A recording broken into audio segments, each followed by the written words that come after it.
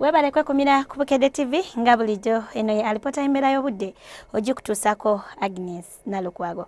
Enkuba yatonye ebitundu by'eggwanga ebitali bimu era ng'okusinziira ku alipota gye twafunye Gulu yawezezza millimeters 19 n'obutundutundu 9 so nga ate Kabale yawezezza millimeters 2 n'obutundutundu 8. Batula ku kifaananyi kya Ssemugenza ekyakubiddwa ku Ssemazinga Africa kiraga nti Kinuna Mpewo asimbye Kagolomolo ka Mozambique nga Nuna empewo empeweevu ezandwadde zikuntanga zidda mu bitundu by'eggwanga ebitali bimu ekiviiriddeko akasana okwaka nga bwe kakubakuba mu bitundu ebyo wabula ate mu Mozambique nereka amataba. Enkya ku makya tusuubira akasana okumemula mu bitundu by'eggwanga ebisinga obungi wabula ate ebitundu ebyo ebyebulunguludde ennyanja Nalubale tubisuubira okuba n'enkuba entonotono.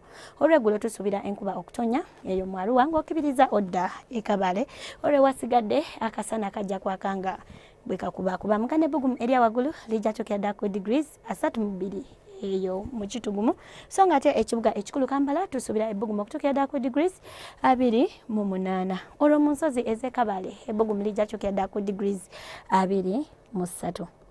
Ebibuga ebirala mu nsi ekibuga nga Nairobi tusuubira okuba n'akasana nga kaaka bwe kakubakubamu nga n'ebbugumu lijja tukya ddala ku degrees 29 so nga ate Addis Ababa, Dubai ne Amsterdam tusuubira okuba n'enkuba nga n'ebbugumu mu Johannesburg lijja tukya ddala ku degrees 27.